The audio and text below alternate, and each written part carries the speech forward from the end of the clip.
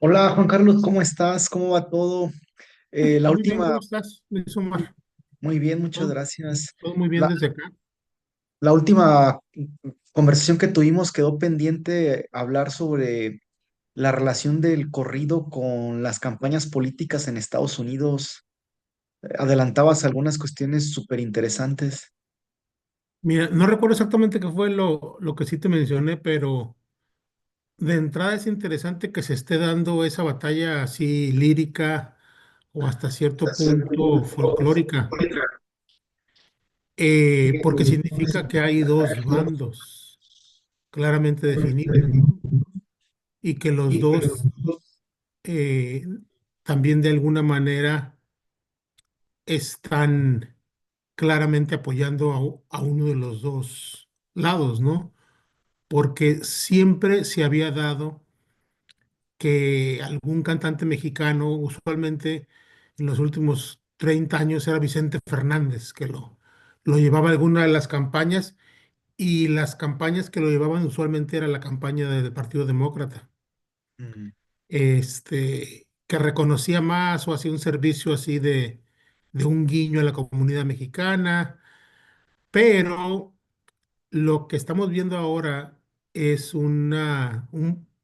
que resulta sorprendente en buena medida, al menos para mí, un gran apoyo de parte de la comunidad mexicana a la campaña republicana de Trump, que eso es algo que no estaba tan presente en el 2016 y que ahora está muy presente, y que usualmente el argumento eh, que se da, ¿no? El argumento que se propone como una suerte de explicación es lo económico, porque es verdad que el Partido Demócrata no está haciendo un buen trabajo, pero desde mi punto de vista es una cuestión de dos males, el menor de dos males, ¿no? Pero la gente no está contenta mm, económicamente, y son factores, y digamos que es un proceso multifactorial. O sea, claramente hay un declive en el poderío estadounidense, eh, económico sobre todo, ¿no? Porque lo que le sobran son armas, pero económico es un declive, y la gente resiente, ¿no? La inflación, ese tipo de fenómenos que enojan mucho a la gente. Entonces, el trueque de alguna manera para muchos paisanos acá en México es, pues a mí no me importa que salga hablando mal de nosotros, con que mi economía mejore. Eso es lo que supuestamente piensan ellos que va a suceder, ¿no? Pero que no necesariamente va a suceder, ¿no? Y están saliendo como, no tanto corridos, porque la verdad no he escuchado tantos corridos, pero sí con música, una suerte de batalla ideológica. Lo que sí me consta, porque fue algo en el que estuve envuelto, y no sé si te lo conversé esto la vez pasada, pero que en julio, a raíz de lo que se considera el primer atentado en contra del expresidente, eh, a los pocos días se comunicó conmigo un reportero de un diario del norte de California que se llama Sacramento Bee, es decir, como la abeja de Sacramento. Y es un diario muy antiguo y un diario de la capital del estado de California, que está en el norte de California. Y él en aquel entonces se había hecho viral en TikTok, sobre todo, un pedacito de corrido sobre el atentado. Y en ese pedacito de corrido se hablaba del expresidente de una manera panegírica, heroica. Entonces el reportero se comunicó conmigo para preguntarme, ¿no? Mis opiniones. Estaba sorprendido. Estaba sorprendido él porque no esperaba ver una reacción tan positiva de parte de la comunidad mexicana, porque además los comentarios en las plataformas que eran en español, la lógica indicaba que eran comentarios de paisanos, pues, ¿no? Y eran comentarios, muchos de ellos muy positivos. Estaba adornado, eran varios videitos, ¿no? Pero uno de ellos adornado, este, con esas imágenes de cuando después del supuesto balazo se levanta el expresidente y así con la mano en alto, y de una manera temeraria, uno debería decirlo. O sea, independientemente de la idea de que sea una puesta en escena o no una puesta en escena, o sea, lo que se ve ahí es que se levanta como diciendo no me vencerán. Entonces, a sabiendas de que era una puesta en escena, quién sabe, o era realidad, no tengo argumentos para decirlo, pero pues demuestra la esencia del corrido, que es un acto valiente. Y en el corrido que le compusieron, al menos en el que yo estudié, pues se hablaba muy bien de él.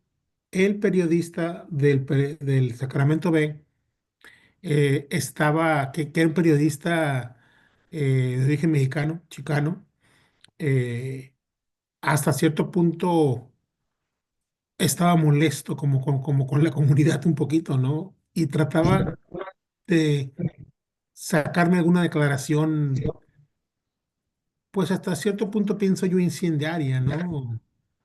Que hablara mal, ¿no? Pero yo, pues dije lo que pensaba, pero en términos claros, pero él como que insistía, ¿no? Básicamente, ¿cómo es posible que le hayan hecho un corrido panegírico, un corrido homenaje, ¿no? Entonces, él se daba cuenta que yo había ciertas cosas que no quería decir así de manera explícita, porque además no me constaban, ¿no? Pero en un momento sí le dije, mire, en inglés fue todo el intercambio, ¿no? En México y en la comunidad mexicana de Estados Unidos, en la tradición del corrido, hay de larga data, valga la redundancia, en el corrido hay una larga tradición de cantarle a criminales. Estábamos en Zoom, se rió, obviamente, se rió varios segundos y ya nomás dijo así como suficiente, como que con eso ya lo dijo todo, ¿no?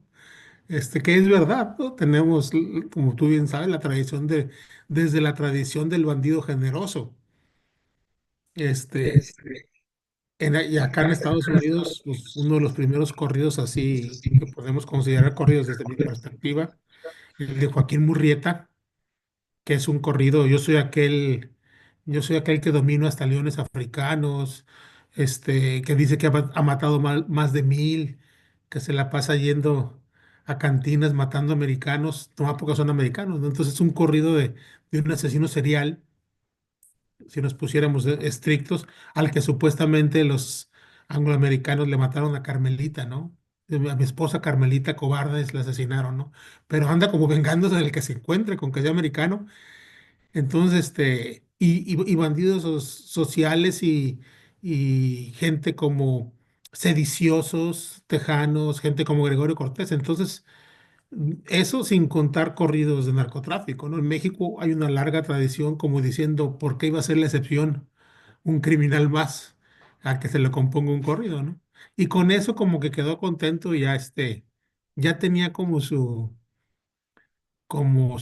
cita ahí. Ya ves que necesitan de repente una cita, ¿no? Fuerte para encabezar. Y no recuerdo, ¿no? La verdad, ni siquiera revisé la nota, pero con eso ya que le dije, ya con eso estuvo contento. Pero sí se sigue dando la batalla, como te digo, hacia nivel cultura popular y, y en buena medida los países, con mucho apoyo de los paisanos para, para Trump. Juan Carlos, para la gente que no conoce de manera general, puede ser las diferencias entre republicanos y demócratas. Desde mi punto de vista, son lo mismo, solamente Mm. un grado de... Alguien dice, yo voy a aumentar las tasas 3,5 porcentaje, ¿no? Tasas de interés. Y el otro dice, no, yo 3,6. O sea, no hay, desde mi punto de vista, lo que tenemos en Estados Unidos es la ilusión de una democracia simplemente definida como la idea de que la gente elige al que va a ser el presidente o los diferentes puestos, pero acá es indirecto, o sea, eliges a un colegio electoral. Pero si pensamos en democracia no como fuerza del pueblo y en el sentido de que se pueda escoger, no hay una gran diferencia, ¿no? O sea, escoges dos que son muy parecidos, salvo algunas cuestiones de índole social, este, pero ninguno va a decir vamos a repartir la riqueza de otra manera. ¿Me explico? O sea, ninguno de los dos partidos va, cambian las formas. Porque, por ejemplo, lo que toda la gente dice, y es verdad, es que en el cuatrienio de el expresidente Obama fue cuando más deportaciones se hicieron de paisanos, pues, y de latinoamericanos en general y de mexicanos indocumentados, ¿no? Entonces, el tratamiento es muy parecido, simplemente las formas, como que, desde mi punto de vista, como que cambian, ¿no? Y habiendo vivido en este país muchos años. Órale. Entonces, en este punto, no se puede saber todavía quién gana de los dos candidatos, si gana Kamala Harris o gana Donald Trump. Pues lo que yo estaba escuchando es que están muy, muy pegaditos, ¿no? Y de repente hay gente que dice que Harris está un poquito por arriba. Hay gente que dice, pero acá no es el voto popular lo que cuenta. Es decir, tú puedes tener más personas que hayan votado por ti y aún así perder la elección, porque es como por Entonces, estado. ¿cómo se define? Cada estado, por ejemplo, tiene un número de miembros del colegio electoral. Los estados con más población tienen, por ejemplo, digamos que California, o un X estado. Estado X tiene 20 miembros del colegio electoral. Si en ese estado ganan los demócratas, entonces en teoría esos 20 deben votar, deben dar su voto por el Partido Demócrata. Ujú. En teoría, porque pudieran como voltearse un poquito, pero así funciona. Entonces, hay estados clave que realmente nadie piensa que... Por eso siempre hablan de estados bisagra, porque, por ejemplo, no le meten demasiado esfuerzo a California porque California ha sido demócrata por muchos años a nivel presidencial. Entonces, saben como que ese estado ya está para el lado demócrata. El Pero demócrata es Kamala Harris. sí.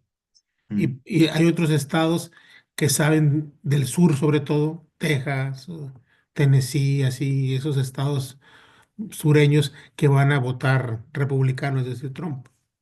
Este, pero hay estados que ellos llaman estados bisagras, que se pueden ir para cualquiera de los dos lados, ahí es donde concentran sus baterías.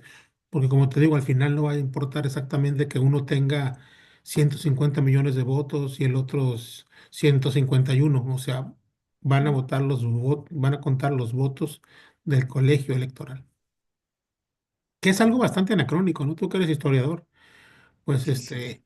sobre todo cuando Estados Unidos se postula a sí misma como una suerte del modelo de la democracia, ¿no? Pero esto es completamente anacrónico. O sea, que no hay un voto directo, ¿es en serio?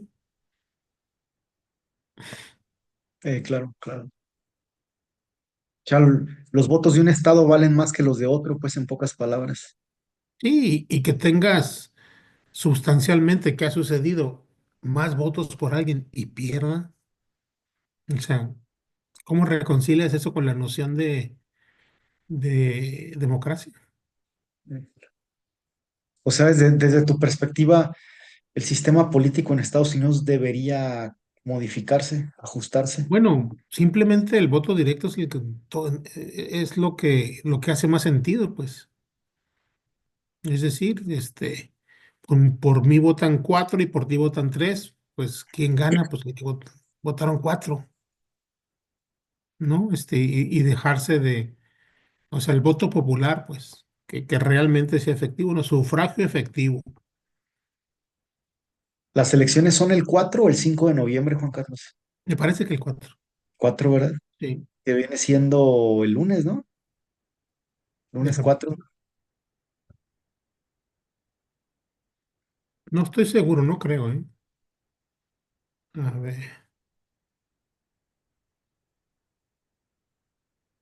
sí, el lunes. Sí. Y ese mismo día sale el ganador o hasta el día siguiente. Creo que ese mismo día, porque además se adelantan ya. O sea, hay gente que está votando por correo, Ok, de manera remota, entonces esos votos ya me imagino que los tienen contados. órale. Pues a ver a ver quién gana, porque me imagino que sí habrá alguna diferencia para México de ganar Kamala Harris o de ganar Donald Trump, ¿no? Bueno, sí, sobre todo en la retórica. O Exacto. sea, desde mi punto de vista nos conviene que gane Harris porque el otro es más racista y más sexista. También, Entonces, va a ser al menos interesante y además que ha basado toda su campaña en decir que va a desempoderar a México. O sea, órale. su campaña es básicamente, es una campaña desde mi punto de vista un poquito engañabobos, ¿no? Porque su campaña es decir que va a llevar todas las fábricas, por ejemplo, de autos que están en México, las fábricas estadounidenses, regresarlas a Estados Unidos. Entonces la gente se ilusiona, ¿no? Oh, sí, que vengan los trabajos, pero esa Eh, misma gente no va a estar tan contenta cuando un auto que cuesta manufacturado en México, maquilado en México, $30,000, les vaya a costar 60,000. ¿Por qué? Porque el trabajador estadounidense gana mucho más.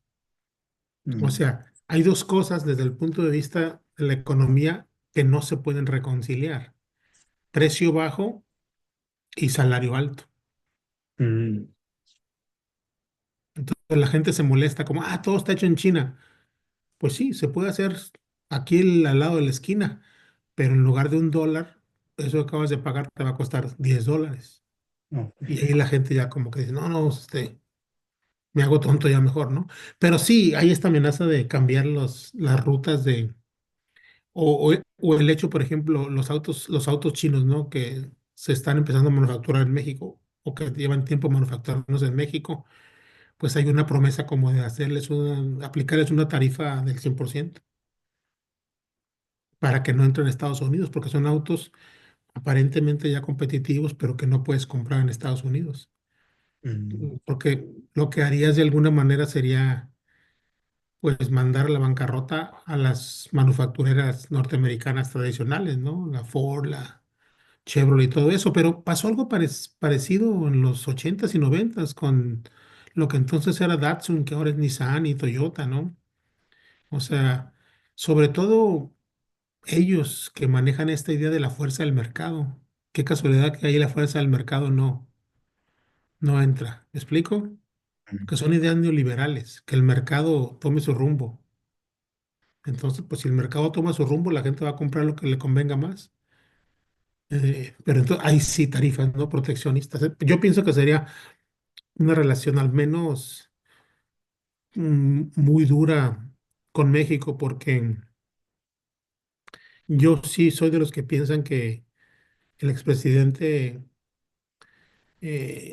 AMLO manejó muy bien la situación y el ego de Donald Trump. O sea, como que sí le supo dar un poquito la vuelta, ¿no? Y lo tranquilizó y ya ves que hasta le quería mandar medicina. No, que tengo mi medicina para el COVID, para que te mando mis médicos. Pero en el caso de la presidenta, pues ahora sí que con los antecedentes de Trump y con el choque que tuvo, por ejemplo, con Merkel, ¿te acuerdas en Alemania? sí, sí, sí. Pues esos no se podían ver. Este va a ser, creo yo que sí, ¿para qué experimentarle, no? Porque realmente sí pueden ahogar la economía mexicana, ¿no? O sea, empezar Órale. a cerrar, ¿no? Ahora, los dos se lastimarían, o sea, Estados Unidos tampoco no es inmune a sanciones mexicanas. Y de alguna manera, a veces un animal herido es mucho más peligroso, ¿no? Como Estados Unidos, porque por otra parte acaba de suceder la reunión de los BRICS, por ejemplo, ¿no? Y Sí, México nunca ha dicho, o sea, nunca ha dicho, me quiero unir a los BRICS, por ejemplo, pero yo me pregunto qué sucedería, ¿no? O sea, será un cortocircuito para Estados Unidos, tu vecino del sur, de repente López Obrador como que coqueteaba un poco, ¿no? Se ponía dura la situación diplomática y luego se anunciaba una visita del embajador chino, así de repente, ¿no? Como un coscorroncito, ¿no? Una testereada, ¿no? Eh, pero nunca diciendo, bueno, pues, si no podemos comerciar con nuestros socios, siempre dándole su lugar a Estados Unidos, López Obrador, la verdad, ¿no? Este, pero estamos y estaríamos en terrenos no explorados.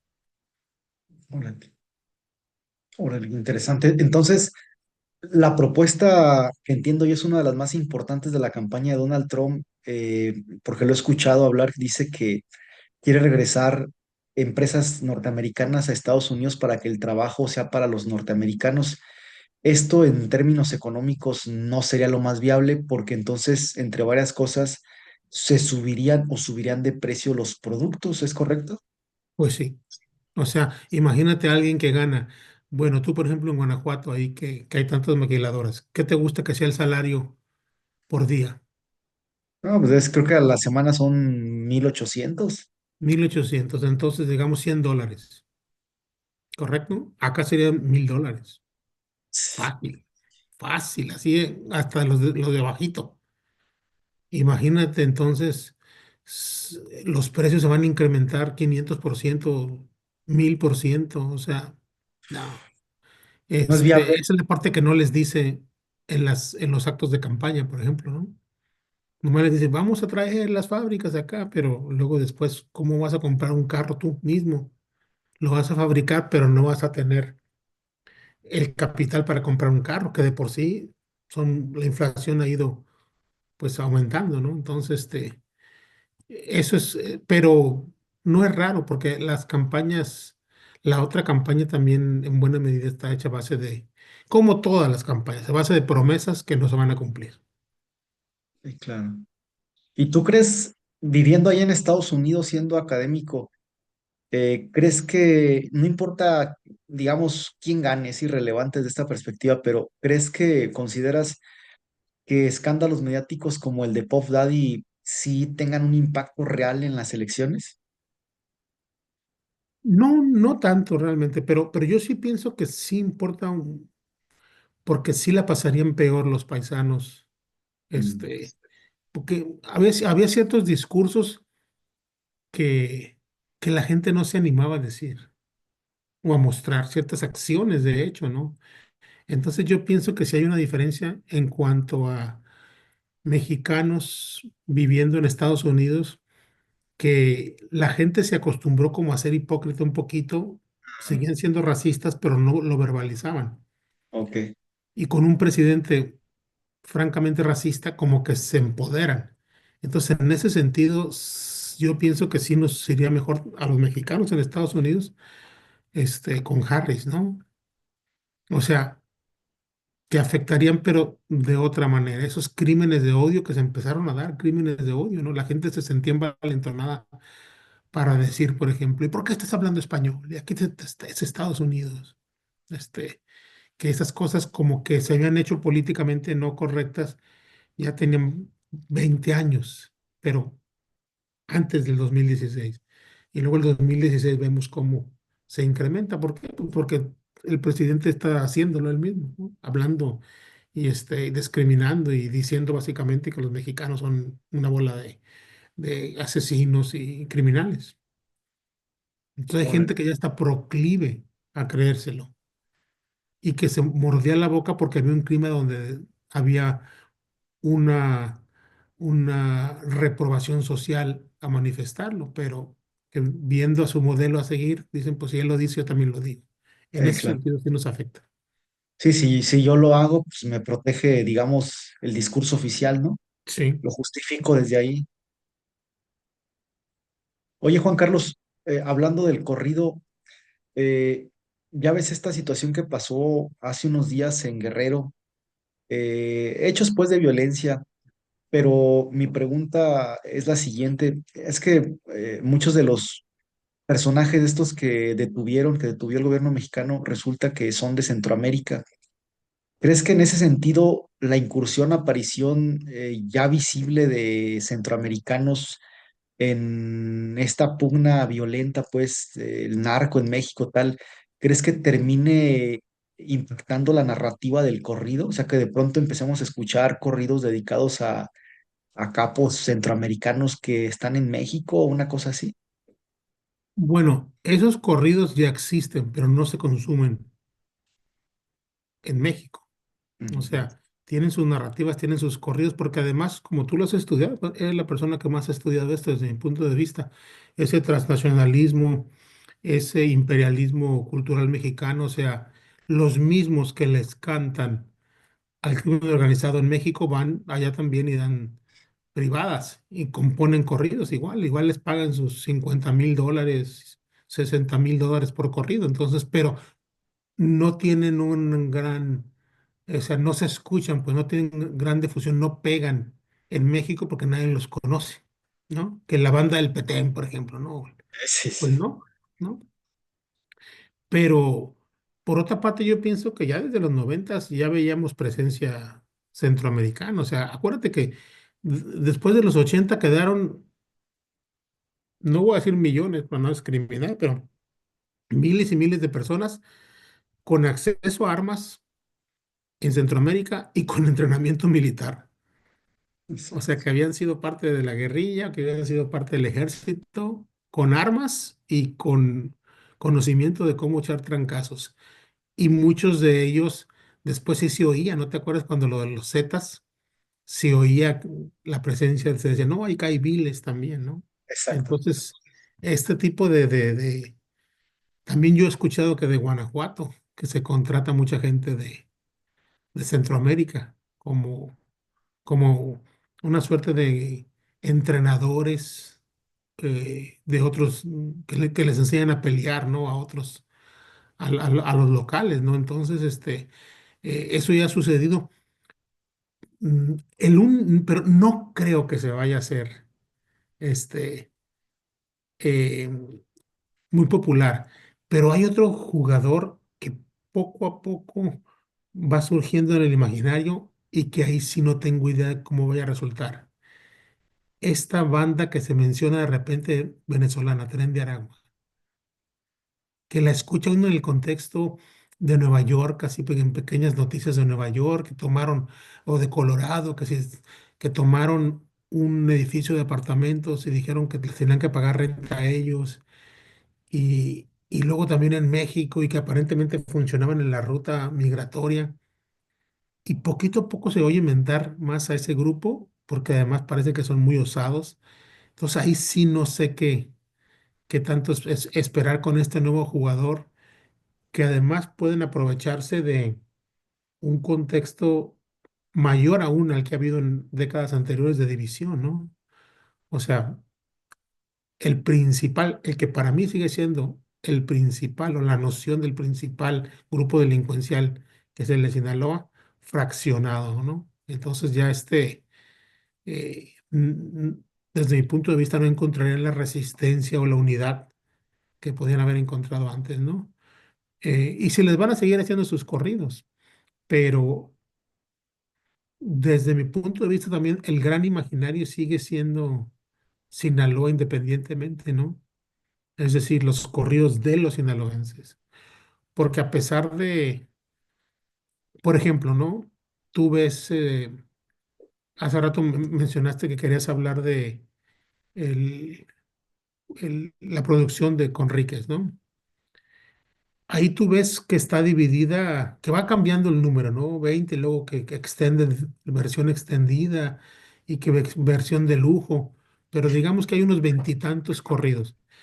En esos corridos o en esa producción hay representación de todo, de todos los cárteles, o sea, cárteles del noreste, obviamente sinaloenses, de los nueva generación, o sea, están representados.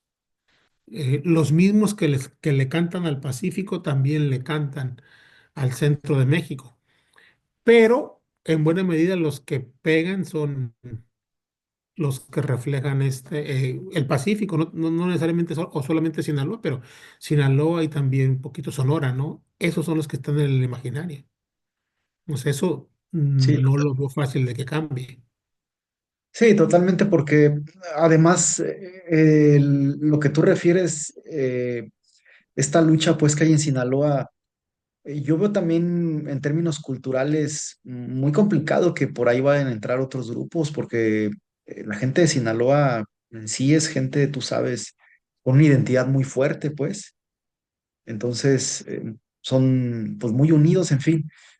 Yo creo que, no sé qué has pensado tú al respecto, pero me imagino, pienso, deduzco que habrá al final de esto un ganador, pues, de los dos bandos. Y yo también pienso, porque se tiene que negociar con alguien Sí, exacto. y negociar un poquito a...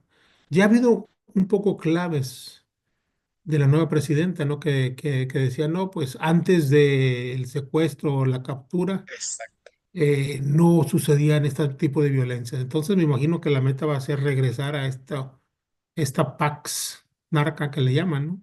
Exacto. Este, creo que tiene, y también evaluar cuál de los dos grupos es más volátil y apoyar al otro. Exacto. No está tan fácil como eso, ¿no? Pero toda, es que la noción, por ejemplo, la noción de narcocultura es una noción que está bien identificada con Sinaloa. Los últimos 50 60 años, porque yo también, como hemos platicado, yo no he encontrado manifestaciones de narcocultura en Sinaloa anteriores a los años 70 60. Está, por ejemplo, El diario de un narcotraficante, que es una novela De Nacabeba. del 66, ¿no? Pero narcocorridos yo no he encontrado antes de los años 60 en, en Sinaloa, mientras que como tú sabes, esas manifestaciones sí las he encontrado en el noreste, en Mm, Ciudad Juárez, en Tamaulipas, donde hay muchos corridos que podemos catalogar como parte de la narcocultura, ¿no? Estaba yo viendo también así por Zoom o por una de estas plataformas una presentación de investigación hace unos días en Sinaloa, ¿no? Y se me mencionó y entonces también yo participé un poquito, pues, en preguntas y todo. Y una cosa que yo decía es que la idea, lo mismo, ¿no? La idea de narcocultura es difícil encontrarla en Sinaloa antes de los años 70. Y una persona, uno de los profesores hablaba de, y tú has investigado también esto, ¿no? Entonces posiblemente tú puedas ayudar. Que hay, dice, no, pero es que yo me acuerdo haber leído notas en los periódicos. Y sí, muchísimas notas en los periódicos, pero son notas de narcotráfico. O exacto. sea, la diferencia para mí entre narcotráfico y narcocultura a nivel periodístico es el color. El color del narcotráfico es rojo, son notas rojas. Sí, claro. Una, un síntoma del nacimiento de la narcocultura es cuando esas notas se empiezan a tornar en rosas o lo que conocemos como notas de color, como las del fútbol, ¿no? Las del Flightenson. Se arremolinan las nubes cuando, que son, no son notas duras. Entonces, y eso sí lo tenemos, por ejemplo, en el noreste desde los años 20 y 30. O sea, notas con humor, hablando del narcotráfico, pero con humor, o como notas de color, ¿no? Me acuerdo haber visto una nota de los 30 que era La Nacha leyendo la Biblia en la cárcel. Y no habían, o sea, estaba en la cárcel y supuestamente estaba leyendo la Biblia y se hace una nota de eso y uno decía, bueno, ¿cuál es la noticia? Sino cuando cuando lo rojo se torna en chusco, creo yo que es cuando empezamos a hablar de narcocultura. Y yo no conozco ese tipo de notas en Sinaloa, por ejemplo. No sé si se hablaba, están bajando los gomeros de la serra y todo, pero no había esa. connivencia, Sí, son notas de narcotráfico. claramente, o no sé, como en, como en el noreste, ¿no? Que después ya sí, ya claramente hay una edificación, pero después, ¿no? O sea, porque si tú te pones a pensar, fíjate, tú que también has estudiado mucho eso, inclusive en los años 70, los bardos de los sinaloenses eran los del noreste, era Juan Villarreal, era Exacto, Carlos y José, era Luis y Julián. Ellos eran los que les componían los corridos exacto. en los 70s, 80s a los de Sinaloa. Ellos eran los que iban como invitados fuertes a lugares locales como los jacales, por ejemplo, ¿no? Entonces que llevabas a Carlos y José, o llevabas a los cachorros de Juan Villarreal.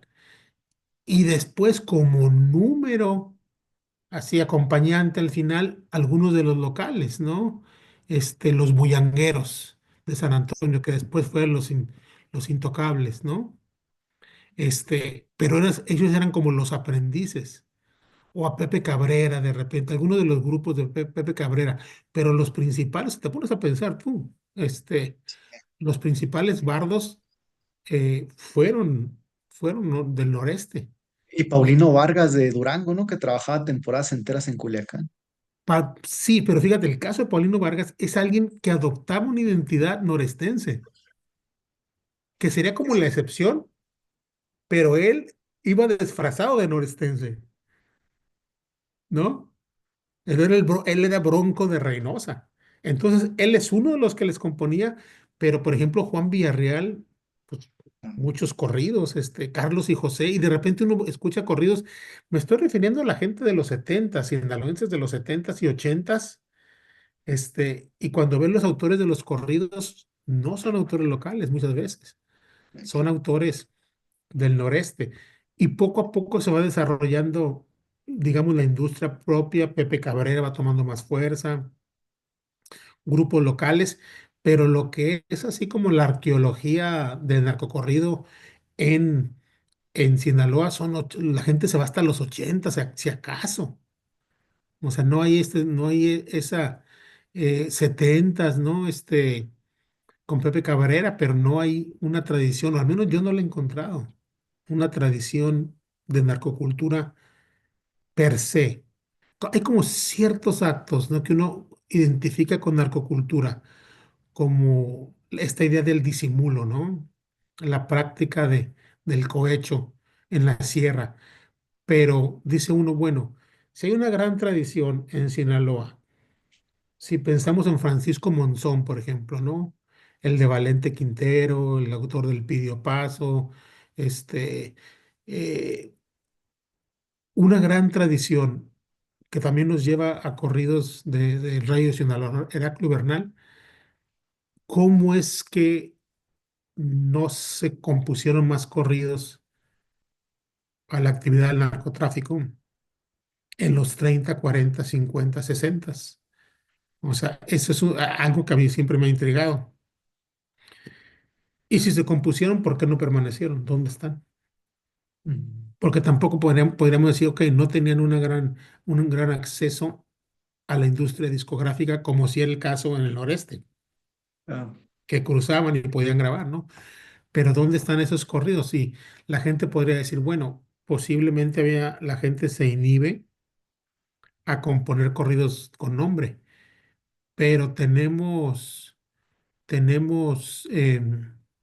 corridos genéricos que son así simplemente después se aparecen en los 90, ¿no? En general de la siembra de mi pueblo o como dedicados a pueblos enteros, donde no se mencionan nombres, pero es hasta los 90, mientras que en los 60 tienes todo este circuito, por ejemplo, de, de Nuevo Laredo, ¿no? Esos corridos de Nuevo Laredo, años 60, años 70, con el comandante del Toro, con los Pruneda, o sea, todo eso se da antes de que explote Sinaloa, porque Sinaloa explota en los 70 y en los 80. Y obviamente